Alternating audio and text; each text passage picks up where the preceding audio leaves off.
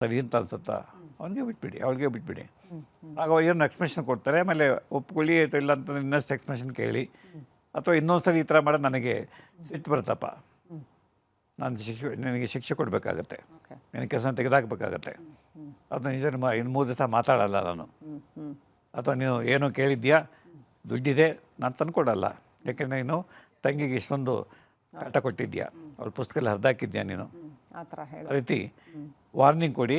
ಆಮೇಲೆ punishment should be last resort.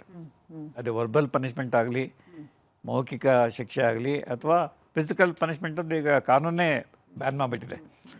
ತಂದೆ ತಾಯಿ ಕೂಡ ತಮ್ಮ ಮಕ್ಕಳನ್ನ ಹೊಡೆಯೋಂಗಿಲ್ಲ, ಟೀಚರ್ಸು ತಮ್ಮ ವಿದ್ಯಾರ್ಥಿಗಳನ್ನ ಬೈಯೋಂಗಿಲ್ಲ, ಹೊಡೆಯೋಗಿಲ್ಲ. ಏಕೆಂದರೆ ಅದು ಅತ್ಯಂತ ಅಪಾಯಕಾರಿ. ಹಾಗೆ ದ್ವೇಷ ಶುರುವಾಗುತ್ತೆ, ಕೋಪದಿಂದ ದ್ವೇಷ, ದ್ವೇಷದಿಂದ ರೋಷ, ರೋಷದಿಂದ ಆಕ್ರಮಣಶೀಲತೆ, ಆಮೇಲೆ ವೈಲೆನ್ಸ್. ಈಗ ಜಂಜಿಗೆ ಹಂಗೆ ಆಗ್ತಿರೋದು. ಜಂಜಿ ಯಾವ ಎಕ್ಸಾಮ್ ಸರಿಯಾಗಿರಲ್ಲ, ಪೇಪರ್ ಲೀಕ್ ಆಗುತ್ತೆ, ನೀವು ಮಾರ್ಕ್ಸ್ ತೆಗೆದು ಕೂಡ ನಿಮ್ಗೆ ಸೀಟ್ ಸಿಗೋದಿಲ್ಲ. 98 ತೊಗೊಂಡು ಸಿಕ್ಕುತ್ತೆ, 97.5 ತೊಗೊಂಡು ನಿಮಗಿಲ್ಲ. ಭಾರತದ ಅತ್ಯುತ್ತಮ ಸೈಕ್ಯಾಟ್ರಿಸ್ಟ್ಗಳಲ್ಲಿ ಒಬ್ಬರಾಗಿ ಇವತ್ತಿನ ಜಂಜಿ ಮಾನಸಿಕತೆ ಬಗ್ಗೆ ಏನು ಹೇಳ್ತೀರಿ? ಒಂದು ಅತ್ಯಂತ ಕಾಂಪಿಟೇಷನ್ ನೋಡಿ. ಈಗ ನೀಟ್ ಎಕ್ಸಾಮಿನೇಷನ್ನು ಇರೋದು 1,30,000 ಸೀಟು, MBBS ಸೀಟು, 23 ಲಕ್ಷನ ಬರ್ದಿದ್ದಾರೆ. 23 ಲಕ್ಷ. ಮತ್ತು ಆ ಪರೀಕ್ಷೆ ಸರಿಯಾಗಿ ನಡೆಯುತ್ತೋ ಇಲ್ಲ ಗೊತ್ತಿಲ್ಲ, ಅಕ್ರಮ ನಡೆಯುತ್ತೋ ಗೊತ್ತಿಲ್ಲ. ಅಥವಾ ಈಗ KPSCನಲ್ಲಿ ಪಾಸಾಗಿದ್ದರೆ ನಿಮಗೆ ಇಲ್ಲ ರೀ ಕೆಲಸ ಇಲ್ಲ ರೀ, 40 ಕೆಲಸ 40 ಲಕ್ಷ 50 ಲಕ್ಷ ಎಲ್ಲ ತೊಗೊಂಡು ಕೆಲಸ ಕೊಟ್ಟಿದ್ದಾರೆ. ಮೊನ್ನೆ ಪೇಪರಲ್ಲಿ 80 ಲಕ್ಷ ಕಲೆಕ್ಟ್ ಮಾಡಿ, ಒಂದೊಂದು ಪೋಸ್ಟಿಗೆ 80 ಲಕ್ಷ ಕಲೆಕ್ಟ್ ಮಾಡಿ ಕೊಟ್ಟಿದ್ದಾರೆ. ಈಗ ಬಿಹಾರದಲ್ಲಿ ಆಯ್ತಲ್ಲ, ಬಿಹಾರದಲ್ಲಿ 14ನೇ ಇಸ್ವಿಯಿಂದ ಆಗಿರೋ ಅಪಾಯಿಂಟ್ಮೆಂಟೆಲ್ಲ ಈಗ ಕ್ಯಾನ್ಸಲ್ ಮಾಡೋ ಸ್ಥಿತಿ ಬಂತು. ಯಾಕೆಂದರೆ ಯುವಜನರಿಗೆ ನಮ್ಗೆ ಅನ್ಯಾಯ ಆಗ್ತಾಯಿದೆ, ನಮಗೆ ಮೆರಿಟ್ ಇದ್ರೂ ಕೂಡ ನಮಗೆ ಸೀಟ್ ಸಿಗ್ತಾಯಿಲ್ಲ, ನಾವು ಕಷ್ಟಪಟ್ಟು 90 ತೆಗೆದ್ರು ಕೂಡ ನಮಗೆ ಕೆಲಸ ಸಿಗ್ತಾಯಿಲ್ಲ, ಕೆಲಸ ಸಿಕ್ಕಿದ್ರು ಕೂಡ ಪರ್ಮನೆಂಟ್ ಆಗಿಲ್ಲ. ಈಗ ನೋಡಿ ಕರ್ನಾಟಕದಲ್ಲಿ ಎಷ್ಟು ಜನ ಪಾರ್ಟ್ ಟೈಮ್ ಲೆಕ್ಚರ್ಸ್ ಇದ್ದಾರೆ, 5 ವರ್ಷ 6 ವರ್ಷ 7 ವರ್ಷದಿಂದ ಕೆಲಸ ಮಾಡ್ತಿರೋ ಪರ್ಮನೆಂಟ್ ಆಗೋ ಚಾನ್ಸೇ ಇಲ್ಲ.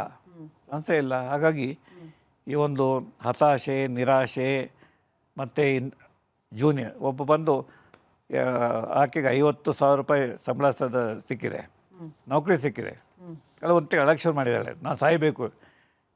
ಯಾಕಮ್ಮ ಅಂತಂದರೆ ನಾನು ಜೂನಿಯರ್, 1 ವರ್ಷ ಜೂನಿಯರ್ಗೆ 1 ಲಕ್ಷ ಸಂಬಳ ಇರೋ ಕೆಲಸ ಸಿಕ್ಬಿಟ್ಟಿದೆ ಸರ್. ನಾನು ಅವಳಿಗಿಂತ ಸೀನಿಯರು, ಅವಳಿಗಿಂತ ಹೆಚ್ಚು ಮಾರ್ಕ್ಸ್ ಇದ್ದೇನೆ. ಅದು ನೋಡಿ ಅದೃಷ್ಟ ನೋಡಿ, ನನಗೆ 50,000 ರೂಪಾಯಿ ಸಂಬಳ, ಅವಳಿಗೆ 1 ಲಕ್ಷ ಸಂಬಳ. ಬೇಜಾರಾಗುತ್ತೆ ಸರ್, ದುಃಖ ಆಗುತ್ತೆ ಸರ್, ಸಾಯ್ಬೇಕು ಸರ್. ಹಾಗಾಗಿ ಈ ಒಂದು ಜಂಜಿ ಇವತ್ತು ನಾವೇನು ಆ ಪದ ಉಪಯೋಗಿಸಿದ್ದೇವೆ ಅಂದರೆ 15ರಿಂದ 25 ವರ್ಷ ವಯಸ್ಸಿನವರಿಗೆ. ಯಾಕೆಂದರೆ ದೇಶದ 30% ಜನ ಅವರೇನೆ, ದೇಶದ ಭವಿಷ್ಯ ಅವ್ರದ್ದೇನೆ. ಅದು ಅವ್ರ ಭವಿಷ್ಯ, ನಮ್ಮ ಸಮಾಜ, ನಮ್ಮ ವ್ಯವಸ್ಥೆ ಗ್ಯಾರಂಟಿ ಇಲ್ಲ.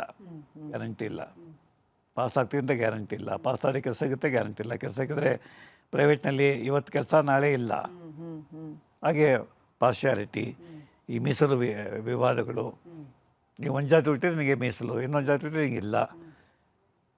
ಅಥವಾ ಇನ್ಫ್ಲೂಯೆನ್ಸು, ವಶೀಲಿ, ಲಂಚ, ರುಶ್ವತ್ತು, ಇವೆಲ್ಲ ಅವ್ಯವಸ್ಥೆ ಯಾವಾಗಿರುತ್ತೋ ಆಗ ನ್ಯಾಚುರಲಿ ಯುವಕರು ಬಿಸಿ ರಕ್ತ ಕುದೀತಾರೆ.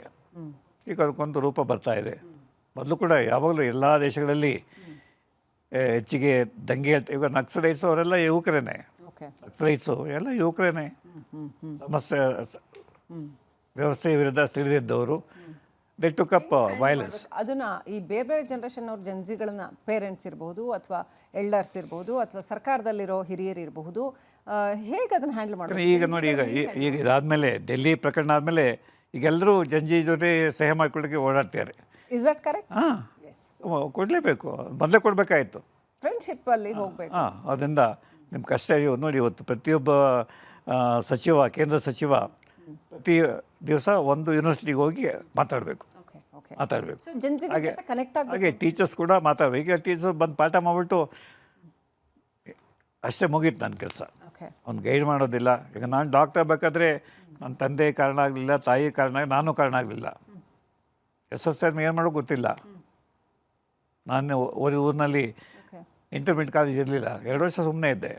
ಒಬ್ಬ ಟೀಚರ್ ನನ್ನ ಬೆನ್ಬಿದ್ರು, ಚಂದ್ರಶೇಖರ್, ಇಡೀ ತಾಲೂಕಿನ ಫಸ್ಟ್ ಬಂದಿದ್ದೀಯಾ, ಪ್ರಿಂಟಿಂಗ್ ಪ್ರೆಸ್ಸಲ್ಲಿ ಮೊಳೆ ಜೋಸ್ಕೊಂಡು ಕೂತಿದ್ಯಾ, ಹೋಗು ಬೆಂಗಳೂರಿಗೆ ಹೋಗಿ, ಯಾವ ಮಹಾದೂರ ಅದು. ಇಲ್ಲ ಸರ್ ಕಷ್ಟ ಆಗುತ್ತೆ. ಇಲ್ಲ ಇಲ್ಲ, ಏನಾಗಬೇಕು ಸರ್, ಓಕೆ ನೀನು ಡಾಕ್ಟರ್ ಆಗಬೇಕು, ಓಕೆ ನೀನು ಲೇಖಕನಾಗಬೇಕು. ಹಾಗಾಗಿ ಸೊ ಟೀಚರ್ಸು ಇವತ್ತು ವಿದ್ಯಾರ್ಥಿಗಳು ಮತ್ತು ಟೀಚರ್ಸ್ ನಡುವೆ ಸಂಬಂಧಗಳು ಅರಿಸ್ಕೊಂಡಿವೆ. ಓಕೆ ಪಾಠ ಮಾಡಿ ಹೋಗ್ತಾರೆ ಅಷ್ಟೇ, ಏನೂ ಸಂಬಂಧ ಇಟ್ಕೊಳ್ಳಲ್ಲ.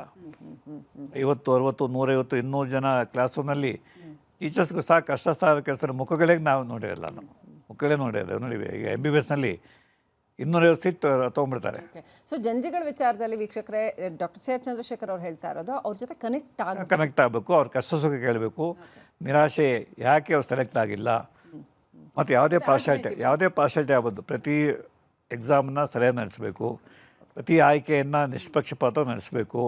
ಯಾರಿಗೂ ನಮ್ಗೆ ಅನ್ಯಾಯ ಆಗಿದೆ ಅಂತ ಅನಿಸ್ಬಾರ್ದು. ಅನ್ಯಾಯ ಆಗಿದೆ ಅನಿಸ್ತು ಅಂತಂದರೆ ಮುಗೀತು. ಓಕೆ